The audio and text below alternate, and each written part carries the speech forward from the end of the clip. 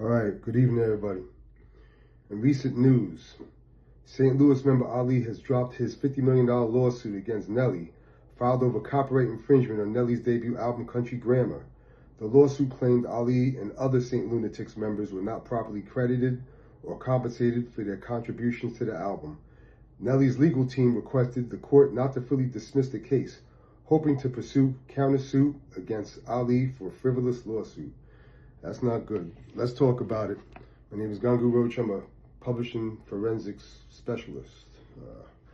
All right, so Ali, 25 years later, why would you do that? I mean, that's emotional to me. I mean, you see your man, he sold part of his catalog for $50 million. You see this guy's winning all day. He's with Ashanti. I mean, he seems like he's living pretty good, you know what I'm saying?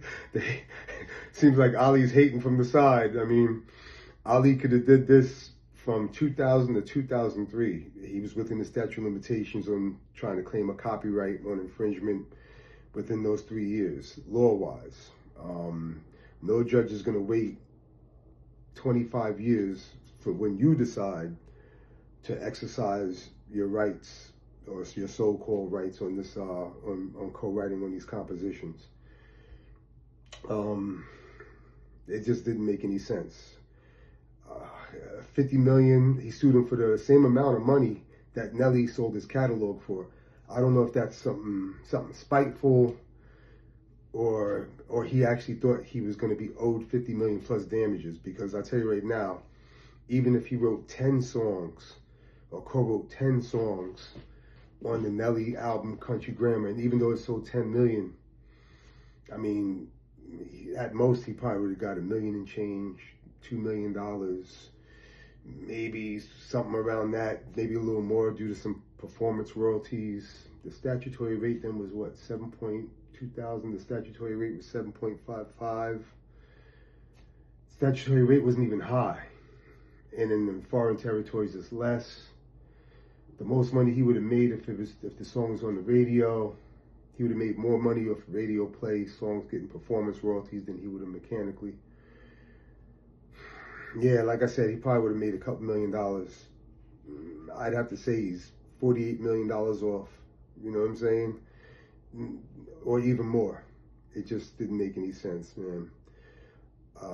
So now, like the article said that I read in Hot 97, it was now Nelly's going to sue for him filing a frivolous lawsuit. Now, it wouldn't have been frivolous if he would have filed it in 2000, 2001, 2003, within the first 3 years of the inception of those compositions. In my opinion, it wouldn't have been frivolous. He might have had a fighting chance. But it's frivolous because he has no basis now. 25 years later, I mean, he exceeded all the laws and statutory laws and things like that. He exceeded them by 23 years, 22 years. There was no wins in this situation for him. So now what can Nelly do? If Nelly paid $100,000, $150,000 in lawyer fees, he's going to ask the judge to say, hey, I need him to pay my lawyer fees because it was frivolous. You know what I'm saying? And now Nelly's lawyers can take that judgment, if it goes through, and go put that judgment on any of his royalty accounts, whether it's ASCAP or BMI, wherever he's with, his artist royalties that he receives biannually from St. Lunatics albums, Sound Exchange, wherever there's a payee account, they get laid on there. And that's not like Nelly even needs the money. You know what I'm saying? Obviously, he got plenty of dough, but it's gonna hurt Ali more than anything. You know what I'm saying? I don't know if he got plenty of money like that, but I mean, $150,000 or whatever it is, 6 figures to lose when you're paying bills and stuff like that.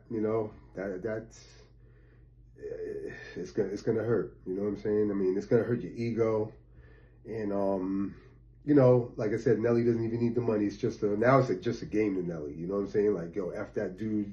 I'm gonna just rip his pockets now. You know what I'm saying? And man, Ali, you messed up, man. I just don't understand why you did that, man. 25 years later, 20 something years later. Good luck to you though, man. Hopefully you got the bread to pay it, and yeah, we'll see what goes on from there. But you being the elder statesman of the group and being the oldest guy in the group, I figure you would be the most educated out of everybody in the group. You really went off emotions with this, and it made no sense. And, you know, I've seen it before. I know a female rapper who's about 55 right now who signed a contract when she was 16.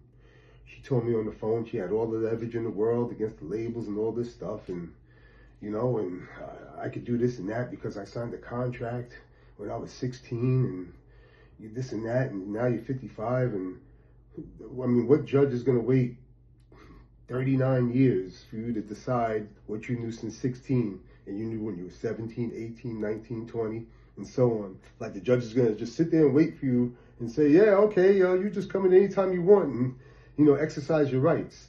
You know, she has no chance either. You know, you got to stop thinking emotionally and just, you know, get educated, you know. It's called music business. You know what I'm saying? A lot of these people know the music and have no idea about the business, you know. Good luck to everybody. Like, share, subscribe. Thank you.